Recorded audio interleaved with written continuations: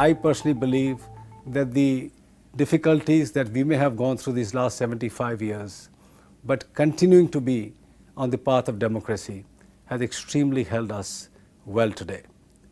In my own opinion, going forward, the world will choose India over other large countries which don't follow democratic systems. We are blessed to be in a country where all of us have the right to choose who governs us.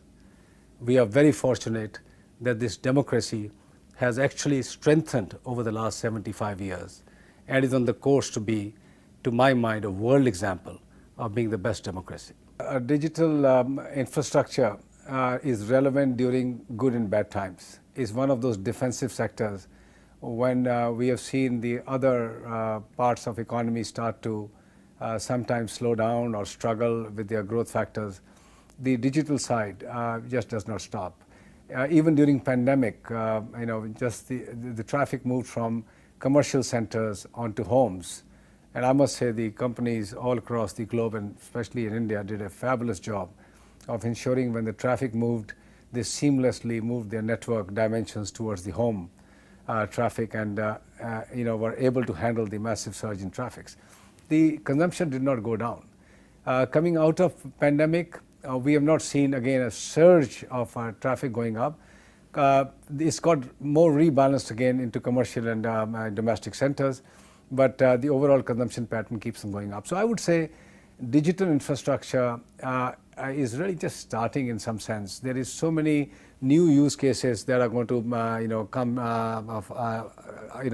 to be experienced and witnessed by people, that you will see an acceleration of the digital business. So digital business in itself and those connected with the digital form are definitely going to gain. Use cases are only up to your imagination. I'm wearing a wearable which tracks my entire day and night. This stays with me all day and night, and I can tell you the benefit of just putting a little band on my wrist is enormous. It just tracks what I have done all day, how I have felt all day, how I've slept in the night. So just imagine, more and more things that are going to be serving the mankind, and some, things are being already seen and witnessed, like payments. I mean, we move billions of dollars now every month across the country. We move the same amounts every few weeks in Africa. We are seeing healthcare providers using the digital connectivity to provide healthcare services. E-commerce is now legendary in India, the way it's growing.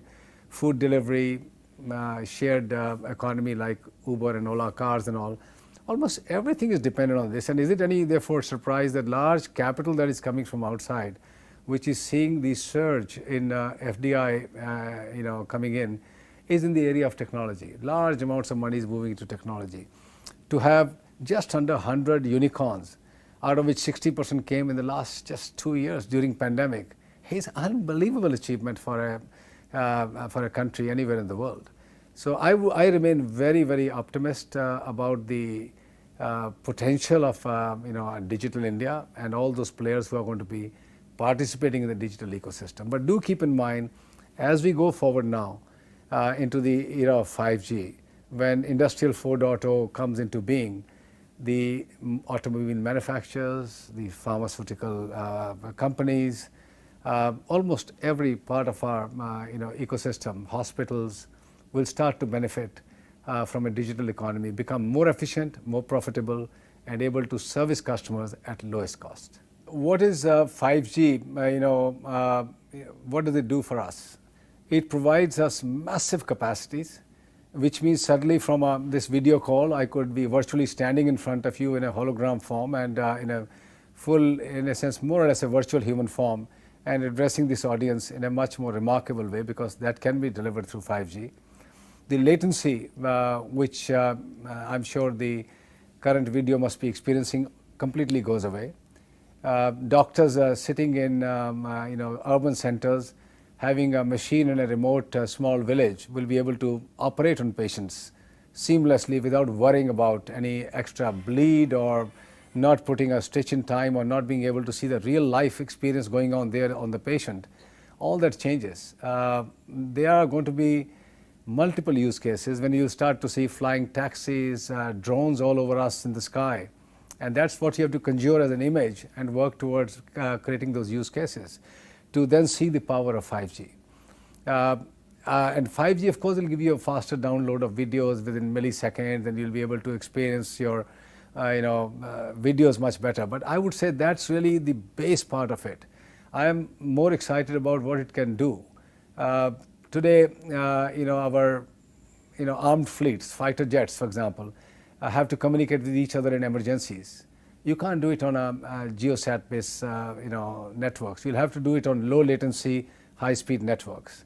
So there are going to be massive opportunities which will be developed by our friends in the digital ecosystem. How they use this high-speed, low latency will be up to their imagination. We are seeing some early experiments in the Western world, in Korea, in Japan, in Germany, where industrial undertakings are now putting together captive networks in cooperation and collaboration with telecom companies, and they are enhancing their productivity, they are enhancing their quality of their product, and importantly reducing their price to the customer dramatically. So I would say 5G is important, and that's why we keep on requesting the government to make the 5G as a enabler for 100 other things that will develop in the country, to keep the spectrum at affordable pricing, to not load the industry too much, because it's a very highly capital intensive industry.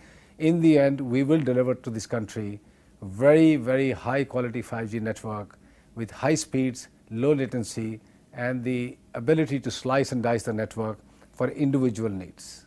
Today, when young unicorns are discovered by investors, 500, 400, 300 million dollars, which is few thousand crores, looks like loose change. So India today has actually come to a point where it's producing multi-$100 billion companies.